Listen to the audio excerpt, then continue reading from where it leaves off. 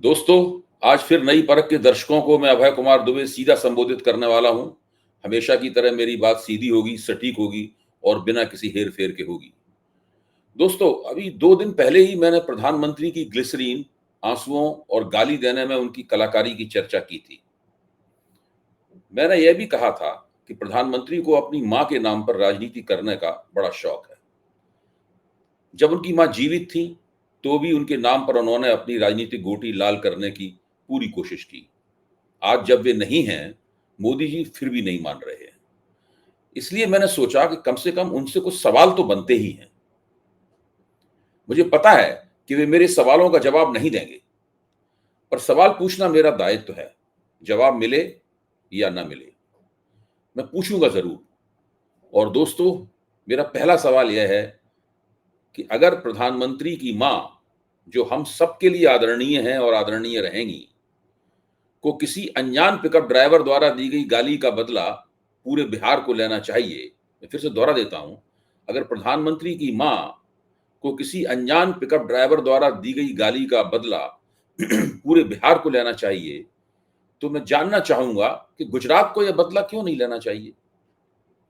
क्या इस गाली कांड से केवल बिहार का ही हृदय विदीर्ण हुआ है? पूरे देश को यह बदला क्यों नहीं लेना चाहिए?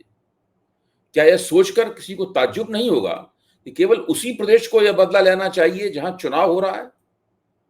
आखिर मां को मिली गाली का चुनाव से क्या संबंध है? किसी की भी मां को मिली गाली का चुनाव से क्या संबंध हो सकता है? और खास तौर से अगर प्रधानमंत्री की मां हीराबेन को गाली मिली है, तो उसका बिहार के चुनाव से क्या संबंध है? दोस्तों, मैं यह भी जानना चाहता हूं कि मोदी जी और उनके एनडीए पार्टनरों ने केवल 5 घंटे का सांकेतिक बंद ही क्यों करवाया? इसी के साथ दिमाग में सवाल उठता है कि गुजरात में तो 5 घंटे का सांकेतिक बंद भी नहीं करवाया गया। उस गुजरात में जहां के मोदी जी स्वयं हैं और जहां की उनकी मां भी थी, क्या गाली प्रकरण से गुजरात विचलित नहीं हुआ है? गुजरात को दुख नहीं हुआ है? केवल बिहार में ही बंद का आयोजन क्यों होना चाहिए? गुजरात में बंद का आयोजन क्यों नहीं होना चाहिए? बिहार और गुजरात ही क्यों? प्रधानमंत्री ने अपनी ये ऑनलाइन अपील पूरे देश से क्यों नहीं की? क्या प्रधानमंत्री को की मां को दी गई गाली से पूरे देश के बेटों का खून नहीं खौलना चाहिए? ऐसा क्यों है कि मोदी जी केवल बिहार के ही लोगों से अपना गुस्सा जाहिर करने की अपील करते हुए दिखाई दिए? क्या यह पूरा देश उनकी मां का सम्मान नहीं करता? क्या पूरे देश को प्रधानमंत्री की मां के इस जघन्य अपमान के प्रति रोष व्यक्त नहीं करना चाहिए? क्या इससे यह साबित नहीं होता कि प्रधानमंत्री इस गाली प्रकरण को किसी ना किसी प्रकार वोटों में बदलना चाहते हैं? उनके लिए बिहार का चुनाव जीतना बहुत जरूरी है। दोस्तों, अगर प्रधानमंत्री बिहार का चुनाव हार गए, तो उनकी पहले से कमजोर होती जा रही सत्ता का ढांचा बुरी तरह से दरक जाएगा। दोस्तों, प्रधानमंत्री के सामने मैं केवल अपना ही नहीं, आज कुछ दूसरे सवाल भी रखूंगा। इनमें सबसे ऊपर है राहुल गांधी की मां सोनिया गांधी द्वारा पूछा गया सवाल। सोनिया जी के प्रति मोदी जी की अपमानजनक टिप्पणी की चर्चा मैं पिछली बार कर चुका हूं, लेकिन आज मेरे पास सोनिया जी के ही शब्द हैं, इसलिए उनका उल्लेख जरूरी है। सोनिया जी ने सवाल पूछते हुए कहा है, मैं भी एक मां हूं। प्रधानमंत्री नरेंद्र मोदी जी, आपने मुझे कांग्रेस की विधवा कहकर मेरा अपमान किया था। मैं भी एक मां हूं। प्रधानमंत्री नरेंद्र मोदी जी, आपने मुझे कांग्रेस की विधवा कहकर मेरा अपमान किया था। मुझे जर्सी गाय कहा था। क्या यह एक मां का अपमान नहीं है? बीजेपी आईटी सेल के लोग मेरे बारे में अपमानजनक ट्रेंड कराते रहे। आप लोगों द्वारा मुझे आज भी विदेशी कहा जाता है। मेरी बीमारी का मजाक उड़ाते हुए आपने कहा कि मैं डरकर रायबरेली से भाग गई और राजस्थान से राज्यसभा में गई, जबकि हकीकत यह है कि मैं बीमारी की वजह से चुनाव प्रचार नहीं कर सकती। लेकिन आपने इसमें भी मेरा मजाक उड़ाया। क्या तब मेरा अपमान नहीं हुआ था? मैं अपना देश छोड़कर हिंदुस्तान आई और अपनी मां जैसी सास और अपने पति को शहीद होते देखा। अगर मैं चाहती तो विदेश लौट सकती थी, लेकिन इस देश की मिट्टी से आज भी मुझे अपने पति की खुशबू आती है। इस देश की सरजमी से मुझे उतनी ही मोहब्बत है जितनी अपनी मां से, और इसी सरजमी पर आखिरी सांस तक मैं रहूंगी। दोस्तों, मैं सोनिया जी के अंतिम वाक्यों को दोबारा पढ़ूंगा। मैं अपना देश छोड़कर हिंदुस्तान आई और अपनी मां जैसी सास को और अपने पति को शहीद होते देखा। अगर मैं चाहती तो विदेश लौट सकती थी, लेकिन इस देश की मिट्टी से आज भी मुझे अपने पति की खुशबू आती है। इसी देश की सरजमी से मुझे उतनी ही मोहब्बत है जितनी अपनी माँ से है, और इसी सरजमी पर अपनी आखिरी सांस तक रहूंगी। दोस्तों, अगर आप आर्टिफिशियल इंटेलिजेंस के फैन हैं, तो उसके मशहूर ऐप ग्रोक से सवाल पूछें कि गालियां किसको ज्यादा मिली हैं। ये प्रयोग करके देखिए। आप ग्रोक में सवाल डालिए कि सोनिया गांधी को ज्यादा गालियां मिली हैं या नरेंद्र मोदी की मां हीराबेन को ज्यादा गालियां मिली हैं। राहुल गांधी की मां सोनिया गांधी को या नरेंद्र मोदी की मां हीराबेन को, तो ग्रोक तुरंत जवाब देगा, सोनिया गांधी को बहुत ज्यादा गालियों का सामना करना पड़ा है। दोस्तों, ग्रोक से यह पूछने की जरूरत नहीं है कि क्या सोनिया गांधी ने कभी अपने खिलाफ हुई गाली गलौज को चुनावी मुद्दा बनाने की कोशिश की। हम पहले से ही जानते हैं दोस्तों कि ना राहुल गांधी ने और ना ही उनकी मां ने इन बातों पर कभी वोट नहीं मांगे, लेकिन नरेंद्र मोदी मांगते हैं। उन्होंने पहले कर्नाटक के चुनाव में उनको मिली गालियों के नाम पर वोट मांगे थे, तब उनकी कोशिश को कर्नाटक की जनता ने ठुकरा दिया था। दोस्तों, जिस तरह सोनिया गांधी का सवाल है, उसी तरह प्रधानमंत्री से एक प्रश्न सुरेंद्र राजपूत का भी है। सुरेंद्र जी कांग्रेस के प्रवक्ता हैं। दोस्तों, हम आप सब सुरेंद्र जी को जानते हैं। वे किसी खबरिया मंच पर जाते हैं और अपनी पार्टी का पक्ष रखते हैं। सभी प्रवक्ताओं का यही काम होता है। सुरेंद्र जी की खास बात यह है कि उन्हें शेरो शायरी का भी शौक है, और वे अपनी बातचीत में अच्छे जुबान पर चढ़ जाने वाले शेर भी कहते हैं। भाजपा के एक प्रवक्ता ने ऐसे खुशमिजाज सुरेंद्र जी की मां को दी गई भाजपा के एक प्रवक्ता द्वारा ऐसे खुशमिजाज सुरेंद्र जी की मां को दी गई भद्दी गाली की चर्चा मैंने अपनी सीधी बात में की थी। आज मेरे पास स्वयं सुरेंद्र जी के शब्द हैं। मैं चाहता हूं कि आप उन्हीं की भाषा में उनके द्वारा प्रधानमंत्री को लिखी हुई चिट्ठी सुन लें। सुरेंद्र जी कहते हैं, उनके ही अपने शब्दों में, मैं प्रधानमंत्री जी की इस बात से सहमत हूं कि प्रधानमंत्री जी की मरी हुई मां को गाली देना करोड़ों माओं को गाली देना है, और दोषियों के खिलाफ कठोरता से कार्रवाई होनी चाहिए। पर प्रधानमंत्री जी, जैसे आपकी मां है वैसे मेरी मां भी है। मेरी मां को, मेरी मरी हुई मां को आपके राष्ट्रीय प्रवक्ता ने बहुत नीच, निर्लज्ज और भद्दी गाली दी थी, और वो भी खुलेआम एक प्रतिष्ठित चैनल पर खुलेआम गाली दी थी। और क्या किया आपने उसके खिलाफ? क्या आपने माफी मांगी? जैसे आप राहुल गांधी से माफी मंगवाना चाहते हैं, जो कि उस मंच पर नहीं थे।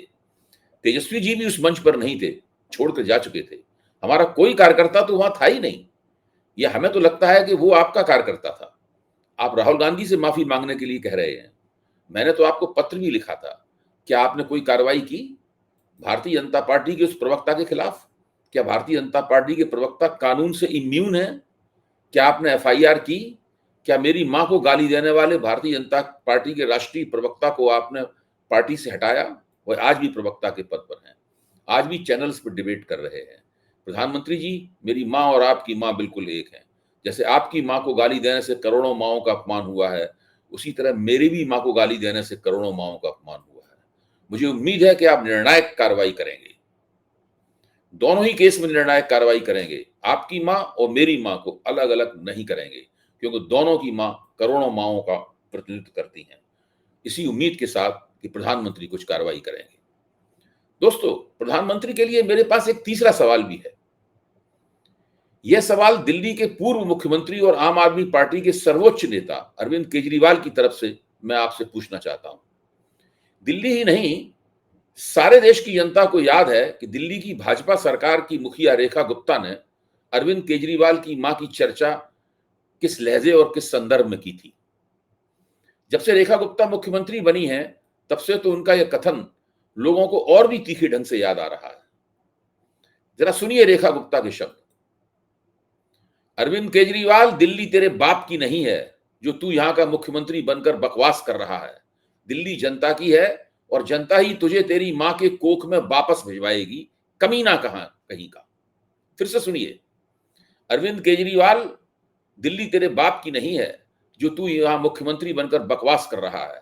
दिल्ली जनता की है, और जनता ही तुझे तेरी मां की कोख में वापस भिजवाएगी, कमीना कहीं का। दोस्तों, आपने रेखा गुप्ता की ये बातें सुनी? यह मत समझिए कि रेखा जी यहीं पर रुक गई होंगी। उन्होंने एक अन्य ट्वीट में यह भी कहा कि केजरीवाल अपना जन्मदिन कभी भी नहीं मनाता। केजरीवाल अपना जन्मदिन कभी भी नहीं मनाता। उन्होंने अपनी मां से घटना का वीडियो मांगा था जिसे वह नहीं दे सकी थी। सोचिए आप, दिल्ली की मुख्यमंत्री जो स्वयं एक स्त्री हैं, वो क्या कह रही हैं। दोस्तों, रेखा गुप्ता तो अपने बयानों को वापस भी नहीं ले सकती। ये उन्होंने लिखित रूप से ट्वीट करके रिकॉर्ड में दर्ज कर दिए हैं।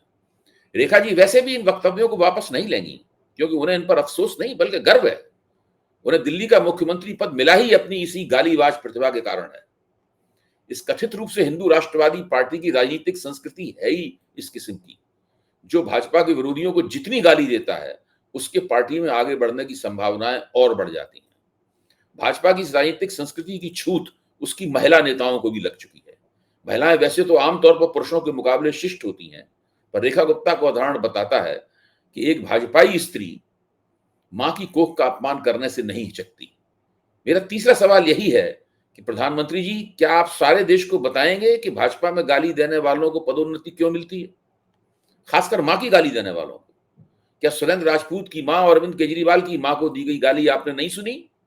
क्या आपके कान किसी गाली को सुनते हैं और किसी को सुनने से इनकार कर देते हैं? भाजपाइयों की ही नहीं, शीर्ष पर बैठे हुए भाजपाइयों की यह विशेषता है कि वे अपनी गाली देने की क्षमता पर सार्वजनिक रूप से गर्व करते हैं। परसों वाली वीडियो में मैंने भाजपा के अध्यक्ष दिलीप जायसवाल का उदाहरण दिया था। वे अपने वीडियो में कहते हुए सुने जा सकते हैं कि राहुल गांधी को वे 50 गालियां देने को तैयार हैं। उनके पास तो गालियों की एक पूरी डिक्शनरी है। जायसवाल जनता से कह रहे हैं कि शायद आप सुने भी होंगे कि कैसी कैसी गालियां मैं जानता हूं। चलिए दोस्तों, दिलीप जायसवाल को उनकी गालियों की डिक्शनरी के साथ यहीं छोड़कर मैं आपके सामने भाजपा के पूर्व अध्यक्ष सम्राट चौधरी का उदाहरण पेश करता हूं। बिहार भाजपा में एक से एक महारथी बैठे हुए हैं गालियों के। अपने एक भाषण में सम्राट चौधरी कहते हुए सुने जा सकते हैं, वे गर्व से उपस्थित जनता को बता रहे हैं उन्हीं के शब्दों में, मेरी तरफ देख लीजिए मैंने क्या किया, मेरी तरफ देख लीजिए मैंने क्या किया। विरोधी दल का एक नेता हुआ तो एक नेता को विरोधी दल का नेता हुआ तो एक नेता को इतना गाली दिया कि पूरे प्रदेश में सिर्फ सम्राट चौधरी ही दिखने लगा।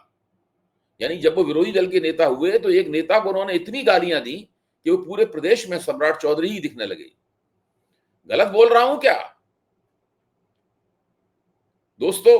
इसी तरह यह भी एक हकीकत है कि एक जमाने में हिमाचल प्रदेश के भाजपा अध्यक्ष ने राहुल गांधी को मंच से मां की गाली दी थी। क्योंकि राहुल जी ने चौकीदार चोर है का नारा लगाया था, इसलिए भाजपा नेता ने किसी दूसरे के हवाले से उन्हें मां की गाली दे दी। दोस्तों, जो मिसालें मैंने आपके सामने पेश की हैं, वे तो केवल एक छोटी सी बानगी है। भाजपा के कई नेताओं ने गालियां बकने की अपनी क्षमता के नाम पर राजनीति में बड़ी प्रगति की है। दिल्ली की मुख्यमंत्री रेखा गुप्ता ने इस विशिष्ट भाजपाई क्षमता में जेंडर इफेक्ट पैदा किया है, यानी महिला इफेक्ट पैदा किया है। लेकिन अपनी सीधी बात को खत्म करने से पहले मैं एक बार फिर कहूंगा कि अपनी पार्टी की इस खास किस्म की राजनीतिक संस्कृति के शिखर पर कोई और नहीं बल्कि नरेंद्र मोदी स्वयं बैठे हुए हैं। मैं उन्हें गालियों का कलाकार कहता हूं। वास्तव में इस मामले में उनका कोई जवाब नहीं है। धन्यवाद दोस्तों। अगर आपको मेरा ये वीडियो पसंद आया हो तो आप नई परख को सब्सक्राइब कीजिए, उसके साथ जुड़िए और अपने सुझाव भी हमें दीजिए और अपने परिचितों को भी उसके साथ जोड़िए। बहुत बहुत धन्यवाद।